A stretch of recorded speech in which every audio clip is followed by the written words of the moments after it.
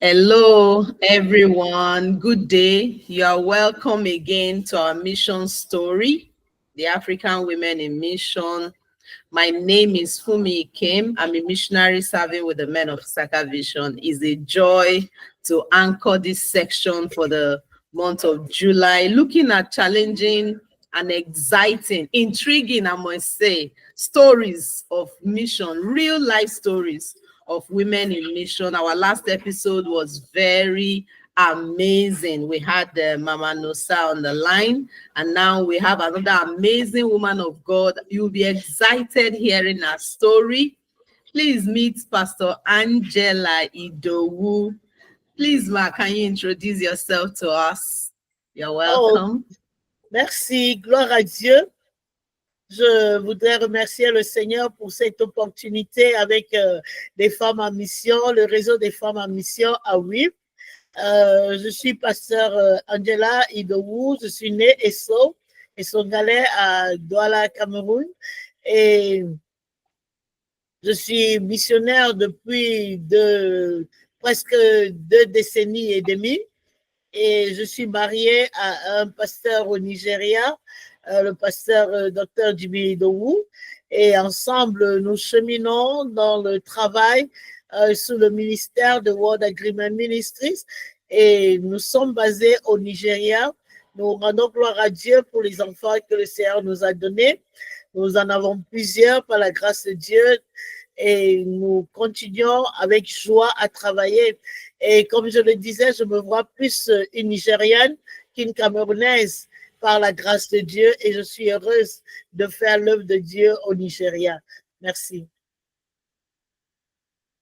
Yes, merci. Yes. Thank you so much, Pastor Angela. Yes. It's nice meeting you.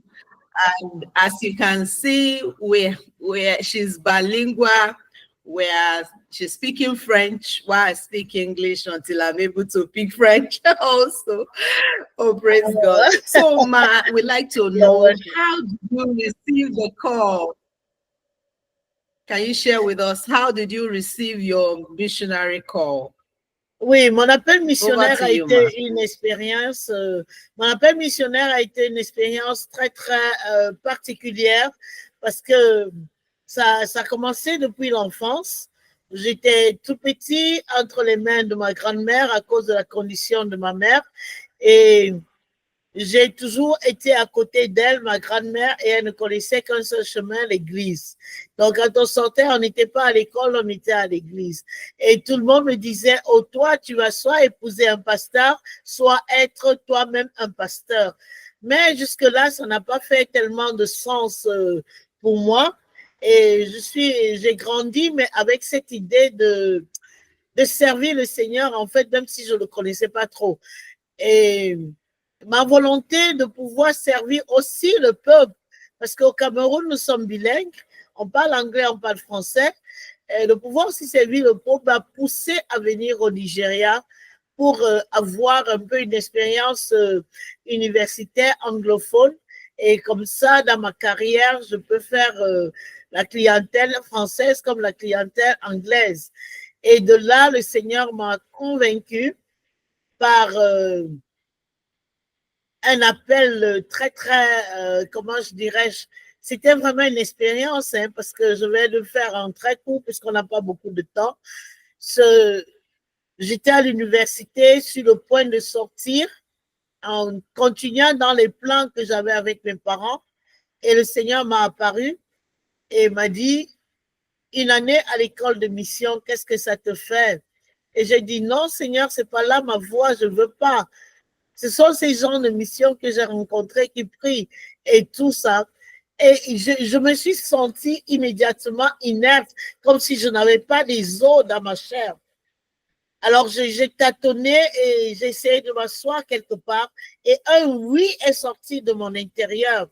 Et c'est à ce moment-là que j'ai repris les forces et j'ai commencé à chercher quelqu'un qui va me parler de cette expérience. Je peux dire malheureusement parce que je cherchais quelqu'un qui va me dire ça, c'est pas Dieu. Mais tout le monde que je trouvais me disait, Non, mais on sait que tu es appelé à Dieu. On sait que tu seras dans les devants avec les hommes. On sait que tu vas parler avec Dieu. On sait, on sait. Et ça m'étonnait. Et j'ai trouvé un pasteur finalement qui m'a dit, oui, donne-moi 3 jours, reviens me voir. J'étais très heureuse parce que je pensais qu'avec ces 3 jours-là, il va me dire, à ton expérience, là, on va revoir ça. Mais quand je suis arrivée, il m'a dit, tu doutes encore? J'ai dit, douter de quoi? Et il me dit, non, ton appel, c'est comme l'appel d'Élisée. Tu dois tout abandonner et venir travailler pour le Seigneur. Et c'est urgent.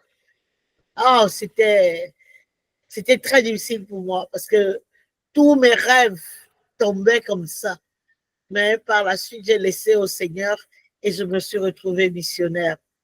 Je rends gloire à Dieu parce que je ne regrette pas en tout cas. Merci. Clara Do. Amazing story. Yeah, amazing story. God, the divine caller. Amazing, amazing. Please, can you tell us your challenges? What are your greatest challenges in the call of missions and how did you overcome? Oui, le défi que j'ai vraiment eu, c'est à mes premiers pas de l'œuvre missionnaire, j'ai commencé en 1999. Le Seigneur m'a demandé de revenir dans mon pays, au Cameroun, et de travailler à Douala, dans ma ville natale, et même de repartir dans mon église. Je suis de l'église de l'Union baptiste du Cameroun à Douala. Et c'était vraiment quelque chose de très difficile parce qu'ils ne comprenaient pas déjà chez moi, ils ne comprenaient pas ce que ça veut dire devenir missionnaire. On t'a envoyé à l'école, on attendait que tu reviennes avec les papiers, que tu sois quelqu'un qui peut ouvrir un cabinet médical parce que c'était ça le plan. Et maintenant, tu es missionnaire, ça ne donnait aucun sens. Et parce que j'ai mis les défis, j'ai mis des défis à Dieu. Et Dieu a eu à vraiment couper ces défis-là. Parce que je me souviens, en un espace de 6 mois, j'ai perdu mon père, j'ai perdu mes 2 oncles, le frère aîné de mon père, le frère aîné de ma mère. Et ça, c'était 3 hommes très influents dans ma vie. Et là, j'ai compris que Dieu me disait, je te veux, puisque je les présentais un peu comme des défis aussi. Et quand je suis rentrée, c'était difficile d'être réintégrée dans ma famille. Parce que non seulement on ne comprenait pas ce que c'est que l'appel missionnaire, et deuxièmement, c'était étrange parce que la puissance que j'apportais était comme si elle était contraire à ce que la famille vivait. Et ma mère pouvait me dire, tu as tué mon mari, tu as tué mes frères, tu as gâté la cour, comme on dit. Et elle était la première même à être tellement opposée à moi. Mais avec le temps, le Seigneur s'est glorifié et il a fallu vraiment marcher avec Dieu comme un ami très intime, n'est-ce pas? Quelqu'un qu'il faut arrêter comme ça pour faire chaque pas. Et ce fut cela. Et à la fin, le Seigneur s'est glorifié. Aujourd'hui, toute la famille aime bien Dieu et même particulièrement, je peux le dire à haute voix, ma famille même. Gloire à Dieu. Merci. Amen. Amen. Wonderful, wonderful story. Wonderful story. So my next question to you is that what is the role of women in missions? Women, African women, particularly in missions. Oh, la femme africaine a un très grand rôle à jouer dans les missions parce que je ne sais pas pourquoi, mais le Seigneur nous a donné une perspicacité qui nous permet de voir ce que Dieu est et ce que Dieu veut. Il nous a donné l'habileté d'avoir autour de nous, nous sommes les mères, nous sommes les sœurs, nous sommes les tantes, nous sommes les patronnes de la famille, les managers de la maison. Et Dieu nous appelle à travailler avec lui pour qu'on voie un peu, n'est-ce pas, sa grandeur, sa puissance. Quand on regarde l'Église africaine, quand on regarde l'Église africaine, on voit la femme. Donc la femme a une place très importante. On comprend Dieu. on peut travailler avec Dieu pour à la fois toucher nos maris, pour à la fois toucher nos enfants et par la suite toucher notre nation et notre société. So women has a great role to play because through them, God is able to reach out to our husband, is able to reach out to our children, and is able to reach out to our family and at large our society and our nations. And in Africa, you see women in our churches, there are too many. They are the one in front because God is counting on them. So we cannot but be influential women, but positively bringing God to the light lamp in Jesus' name. Amen. We, I must say, very true. Thank you. So what is your final message? Or before then, can you tell us what advice can you give women that are struggling with the call or people in general? Oui, je sais qu'il y a beaucoup de femmes qui ont de la peine. J'en ai rencontré plusieurs, n'est-ce pas?